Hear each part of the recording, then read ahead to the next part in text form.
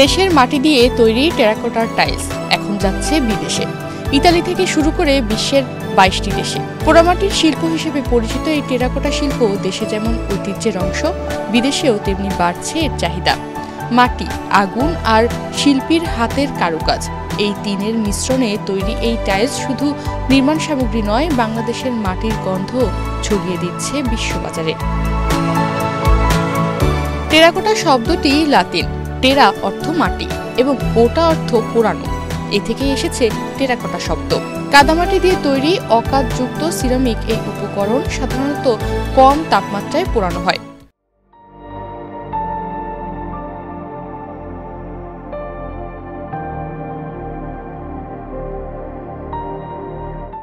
নানা দেশের স্থাপত্য ও শিল্পকর্মে টেরাকোটা ব্যবহারের দীর্ঘ ঐতিহ্য রয়েছে, আর সেই ঐতিহ্যের সঙ্গে যুক্ত হয়েছে বাংলাদেশের তরুণ উদ্যোক্তা আলী আসকারের স্বপ্ন। আলী আসকারের ব্যবসার শুরুটাই ছিল একেবারে গল্পের মতো। ক্লাস 8-এ পড়ার সময় বাবা তাকে একটি কাজের দায়িত্ব দিলেন। পোড়ামাটির টাইলস তৈরি করতে পারবে। বাবা শিপিং ব্যবসার সঙ্গে যুক্ত থাকলেও ছেলে ঠিক করলেন একেবারে নতুন পথে হাঁটবেন। আমার বাবার সাথে আমি অফিস করি, তখন আমি স্কুলে পড়ি, বাট আমি অফিসে যেতাম আব্বার সাথে গিয়ে। ওখানে কিছুই করতাম না, বাট বসে থাকতাম, দেখতাম। এই করতে করতে 1982-তে আমার আব্বার এক ইটালিয়ান ফ্রেন্ড, সে আমার আব্বাকে কিছু ছবি পাঠালো, হ্যান্ডমেড টাইলসের ছবি পাঠালো। তো আব্বা তো আমার শিপ ম্যানেজমেন্ট নিয়েই ব্যস্ত। তো আব্বা আমাকে বললো যে দেখো এটা কিছু করতে পারো কি না। তখন আমি 8-9-এ পড়ি। বললো যে দেখো এটা কিছু করতে পারো কি না। তো ওই আমাকে দিল। তখন আমি ওই ছবি নিয়ে মানুষজনের সাথে আলাপ করলাম, যারা কারা করে, মাটির কাজ কারা করে, এটা ওটা। এরপর তিনি বিভিন্ন পালপাড়া ঘুরে ঘুরে সংগ্রহ করলেন পোড়ামাটির নকশা, শিখলেন কাজের ধাপ আর তৈরি করলেন প্রথম টেরাকোটা টাইলস। সেই স্যাম্পল পাঠানো হলো ইতালিতে এবং সেখান থেকেই শুরু তার রপ্তানির যাত্রা। খোঁজ নিলাম যে কোথায় কোথায় পাল ফ্যামিলি আছে। আমি তাদের কাছে গেলাম, গিয়ে আমি ছবি দেখায় স্যাম্পেলের মতো বানানোর পরে ওগুলা পোড়ায় টোড়ায় যখন আমাকে দিল 10-15 দিন পরে, ওইগুলো আমি ইটালিতে পাঠালাম। প্রথমে ছবি পাঠানোর পরে ওরা বললো যে না ঠিক আছে, আমাদেরকে তুমি স্যাম্পেল পাঠায় দাও। আমি পাঠিয়ে দিলাম স্যাম্পেল। পাঠানোর পরে ওরা পছন্দ করলো যে না ধারে কাছে আছে। হ্যাঁ, তো তখন ওরা করলো কি, ওরা চলে আসলো, ওই স্যাম্পেল নিয়ে চলে আসলো। বললো যে তুমি কোথায় কোথায় বানাইছো, চলো আমাকে নিয়ে চলো। আমি তখন ওদেরকে নিয়ে এই সাভার টাবার, তারপরে সাতক্ষীরা, কলারোয়া, তারপরে যে কুমিল্লার এদিকে বিভিন্ন পালপাড়ায় গেলাম, বরিশালের ওদিকে যাওয়ার পরে ওরা সব জায়গায় করে ওরাও বসে বসে ওখানে স্যাম্পেল বানানোর পরে পোড়ানোর পরে দেখলো যে সাতক্ষীরার কলারোয়ার স্যাম্পেলটা ঠিক আছে। এবং ওরা করলো কি, মাটিটা গালে দিয়ে টেস্ট করতো। তো যাই হোক, ওদের টেস্ট করে ইয়েটা পেলো যে সাতক্ষীরার কলারোয়ারটা, তার ওই হলো আমাদের শুরু। প্রথমে তো এক কন্টেনার 800 স্কোয়ার মিটার। তো ওই প্রথম যে কন্টেনারটা পাঠালাম, তারপর ওরা খুশি হলো, তারপর থেকে রেগুলার। ওই হলো আমার শুরু। প্রথম সাপ্লাই থেকে তিনি পেয়েছিলেন $2500। সেখান থেকে ধীরে ধীরে তিনি পাড়ি দিলেন বিশ্ববাজারে। পুরা কন্টেনার সেল করছিলাম হলো $2500 কি $3000। আর তখন তো যদিও একদম নতুন একটা প্রোডাক্ট, আমি অনেক সস্তায় পালদের কাছ থেকে নিতে পারছি, বানাই নিতে পারছি অনেক সস্তায়। এই জন্য প্রফিট বেশি ছিল, যেটা এখন নাই। বর্তমানে তিনি 22টি দেশে নিয়মিতভাবে বেলে-দোআঁশ মাটি ও কলারোয়ার মাটি দিয়ে তৈরি টেরাকোটার টাইলস রপ্তানি করছেন। আমার এই হ্যান্ডমেড প্রোডাক্ট, এবং আমার সবথেকে বড় কাস্টমার হলো ইউএসএতে, এবং ওয়ার্ল্ডের সবথেকে বড় মার্কেটও ইউএসএতে। না, এখন তো আমি আমার বায়াররা যেটাই দেয় সেটাই আমি বানাতে পারি, সেটাই আমি তাদেরকে করে দিতে পারি। সবই মাটি, 100% মাটি। না, আমি শুধু টাইলসই বানাই, আমি অন্য কোনো কিছু বানাই না। আমি ওয়াল, ফ্লোর, এই টাইলসগুলাই বানাই, আর রুফ টাইলসগুলো বানাই। এখন আর হাতের মাটি সংগ্রহ করতে হয় না, স্থানীয় কন্ট্রাক্টররা সাপ্লাই দেন প্রয়োজনীয় মাটি।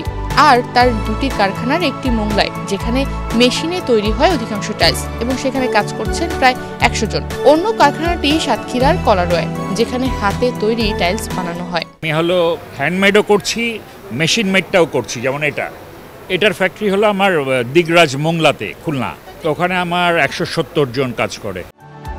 হাতে তৈরি প্রতিটি টাইলস তৈরি করতে সময় লাগে 15 থেকে 20 দিন। তাই বর্ষাকালে এই উৎপাদন প্রায় বন্ধই থাকে। শীতকালেই মূলত টাইলস তৈরি হয়, আর বিদেশি ক্রেতারাও অগ্রিম অর্ডার দিয়ে রাখেন। উৎপাদন থেকে শিপমেন্ট সবকিছুতেই ব্যবহৃত হয় মোংলা বন্দর। এটা পুরো মাটিটা বানায় হলো পা দিয়ে, হাত দিয়ে ওরা বানায়। বানানোর পরে তারপরে তো আপনার ওই যে চাতাল আছে, চাতালের উপরে ডাইস দিয়ে বানায়। এটা বানানোর পরে এটা কিন্তু আপনার 10-15 দিন লাগে রৌদ্রে শুকাইতে। রৌদ্রে শুকানোর পরে তারপরে ওরা চুলার মধ্যে দেয়, এবং চুলাগুলাও কিন্তু আপনার ওই যে কাঠের করে, বার্ন করে। এই মাটির টাইলসগুলো সাধারণত শীতকালেই তৈরি করা হয়, কারণ শুষ্ক আবহাওয়া না থাকলে পোড়ামাটির টাইলস শুকানো কঠিন হয়ে যায়। বর্ষা বা আর্দ্র মৌসুমে উৎপাদন প্রায় বন্ধ থাকে, তাই বিদেশে রপ্তানির ক্ষেত্রেও শীতকালকে কেন্দ্র করে আগে থেকেই অগ্রিম অর্ডার নিতে হয়। সিজনটা আসলে শুরু হয় আমাদের ডিসেম্বর থেকে, অক্টোবর নভেম্বরের পর থেকে, বৃষ্টির পর থেকে সিজনটা শুরু হয়। মানে হ্যান্ডমেডের কারণে সিজনটা আপ টু জুন পর্যন্ত থাকে, বৃষ্টি হওয়ার আগ পর্যন্ত।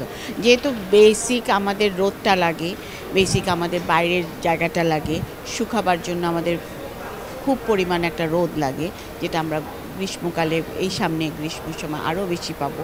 এটা শীতের সময় যে রোদটা সেটা লাগে, তো বর্ষার সিজনে তো এইগুলো আসলে করা সম্ভব না। তো সেই জন্য আমরা এই সিজনটাতে আমরা যত আমাদের থাকে, রিকোয়ারমেন্ট থাকে, সেগুলো আমরা সব করে আগে থেকে আমরা স্টক করে রাখি, যাতে আমরা সারা বছর দিতে পারি। হাতে তৈরি টাইলসের মধ্যে কিছু রঙিন টাইলস আছে, যেগুলো একদম ইউনিক। এই মাটির টাইলসগুলো বিল্ডারদের থেকে আর্কিটেক্টরা এগুলো নিয়ে বেশি কাজ করেন। আমার স্ট্র্যাটেজি মনে হচ্ছে আমি অনেক দূর এগিয়ে যাব। আমার মার্কেটিং সাইডের ওরা সবাই মিলে আমরা যদি এই বছরটাকে আমরা টার্গেট করে আগাই, ইনশাল্লাহ আমরা অনেকটুকু আমরা আশাবাদী। এগুলো আসলে ওর হ্যান্ডমেডের এখানেই আছে। তো এখানে কালার কিছু আছে, কালার যেগুলো আমাদের, এই কালারটা তো এমনি কালার না, এটা গ্লেজড একটা কালার আছে, সেটার সাথে আপনার আরও ইকুইপমেন্ট আরও কিছু মিশিয়ে এটা করা হয়। তো এই জন্যে এটার ইয়েটা একটু অন্যরকম। তো এটা আসলে ওইভাবে ইউনিক একটা কিছু। এই বোর্ডটা, ওইদিকের ওই বোর্ডটা, এগুলো হচ্ছে আমাদের ইউনিক প্রোডাক্ট। যদি ধরতে গেলে ধরেন যে আমাদের বিল্ডাররা এই থেকে না, আর্কিটেক্টরা এটা নিয়ে খুব কাজ করছে। যারা আর্কিটেক্ট লেভেলে আছে, যারা চারুকলার সাথে জড়িত আছে, তারা এই জিনিসটা বুঝছে, তারা এই জিনিসটা এসে করছে। উৎপাদন শেষ হয়ে গেলে সব শিপমেন্ট মোংলা বন্দর থেকেই বিদেশে পাঠানো হয়। দেশের দক্ষিণাঞ্চলে কারখানা হওয়ায় মোংলা বন্দর ব্যবহারে তাদের সময়, খরচ এবং লজিস্টিক্স সবকিছুই সহজ হয়। ফলে দ্রুত শিপমেন্ট পাঠাতে পারেন, যা বিদেশি ক্রেতাদের আস্থাও বাড়িয়ে দিয়েছে।